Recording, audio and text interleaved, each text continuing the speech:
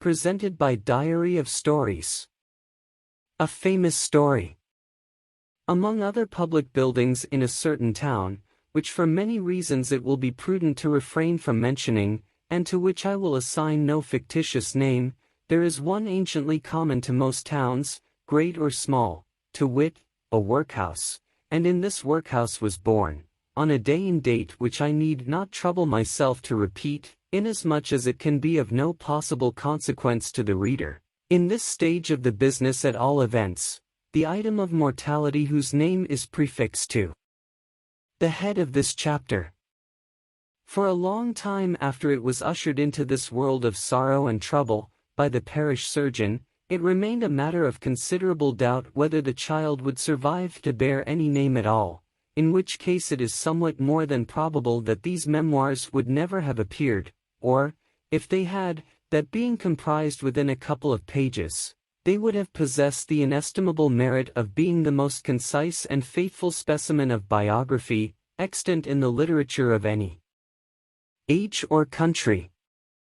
Although I am not disposed to maintain that the being born in a workhouse is in itself the most fortunate and enviable circumstance that can possibly befall a human being, I do mean to say that in this particular instance, it was the best thing for Oliver Twist that could by possibility have occurred. The fact is, that there was considerable difficulty in inducing Oliver to take upon himself the office of respiration, a troublesome practice, but one which custom has rendered necessary to our easy existence, and for some time he lay gasping on a little flock mattress, rather unequally poised between this world and the next, the balance being decidedly in favor of the latter.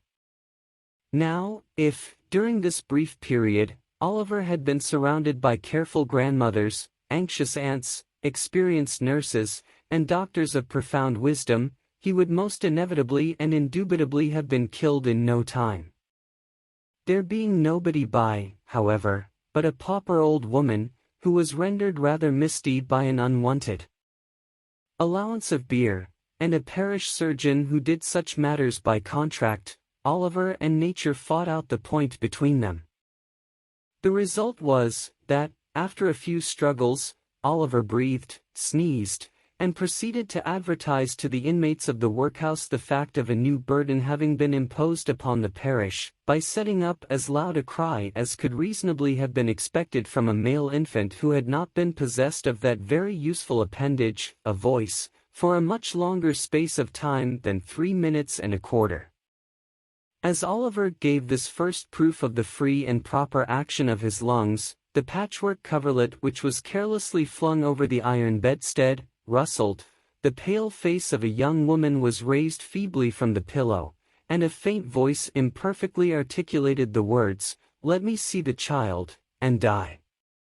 The surgeon had been sitting with his face turned towards the fire, giving the palms of his hands a warm and a rub alternately. As the young woman spoke, he rose, and advancing to the bed's head, said, with more kindness than might have been expected of him, "Oh, you must not talk about dying yet." "Lord bless her dear heart, no," interposed the nurse, hastily depositing in her pocket a green glass bottle, the contents of which she had been tasting in a corner with evident satisfaction. "Lord bless her dear heart, when she has lived as long as I have, sir, and had 13 children of her own, and all on 'em dead except 2, and them in the workus with me, she'll know better than to take on in that way, bless her dear heart. Think what it is to be a mother, there's a dear young lamb do." Apparently this consolatory perspective of a mother's prospects failed in producing its due effect. The patient shook her head, and stretched out her hand towards the child. The surgeon deposited it in her arms. She imprinted her cold white lips passionately on its forehead, passed her hands over her face, gazed wildly round, shuddered, fell back and died. They chafed her breast, hands, and temples, but the blood had stopped forever. They talked of hope and comfort. They had been strangers too long. "It's all over, Mrs. Thingummy," said the surgeon at last. "Ah, Poor dear, so it is, said the nurse, picking up the cork of the green bottle, which had fallen out on the pillow, as she stooped to take up the child.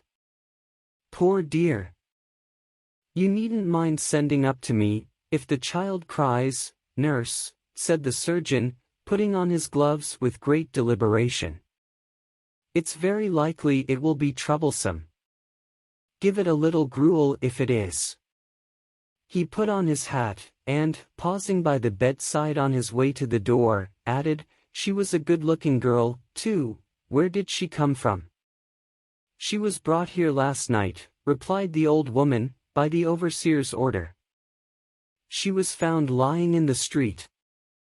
She had walked some distance, for her shoes were worn to pieces, but where she came from, or where she was going to, nobody knows. The surgeon leaned over the body, and raised the left hand. The old story, he said, shaking his head, no wedding ring, I see. Ah! Good night. The medical gentleman walked away to dinner, and the nurse, having once more applied herself to the green bottle, sat down on a low chair before the fire, and proceeded to dress the infant. What an excellent example of the power of dress, young Oliver Twist was. Wrapped in the blanket which had hitherto formed his only covering, he might have been the child of a nobleman or a beggar. It would have been hard for the haughtiest stranger to have assigned him his proper station in society. But now that he was enveloped in the old calico robes which had grown yellow in the same service, he was badged and ticketed, and fell into his place at once a parish child, the orphan of a workhouse, the humble, half-starved drudge to be cuffed and buffeted through the world, despised by all, and pitied by none. Oliver cried lustily. If he could have known that he was an orphan, left to the tender mercies of churchwardens and overseers, perhaps he would have cried the louder.